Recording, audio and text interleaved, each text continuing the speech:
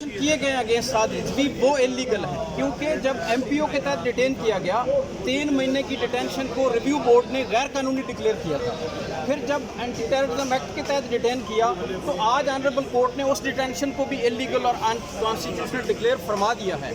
तो अब गवर्नमेंट के पास एज सच कोई ऐसा कानून तो नहीं है, कोई और हरबा तो गवर्नमेंट अपना सकती है, बट डिटेंशन के लॉ के तहत जितनी भी रेमडीज उनके पास थी वो सब एग्जॉस्ट हो। सुप्रीम कोर्ट में चैलेंज कर सकते हैं जी, सुप्रीम कोर्ट में चैलेंज कर सकते हैं दे में।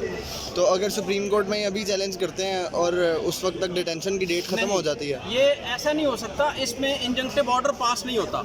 हाफिज साहब आज रिलीज हो जाएंगे इंशाल्लाह। उसके बाद अगर उनकी रेमेडी है, लीगल रेमेडी कि वो सुप्रीम कोर्ट इस जजमेंट को चैलेंज करना चाहे तो दे में, बट इसमें कोई स्टे का ऑर्डर नहीं होता कि डिटेंशन को रोक दिया जाए या उन्हें अंदर बंद रख के तो फिर फैसला करने की इस्तदा की जाए, ऐसा नहीं होता। सर इसमें ये बताइएगा, किसी और मुकदमे सर 24 FIRs हैं, उसमें भी नामजद हैं, अब रिहा करने का हुक्म होगा, आप चाहे कह रहे हैं कि शाम तक रिहा हो जाएगा। वो जितनी FIRs हैं उनमें गवर्नमेंट ने बदनीति से हाफिज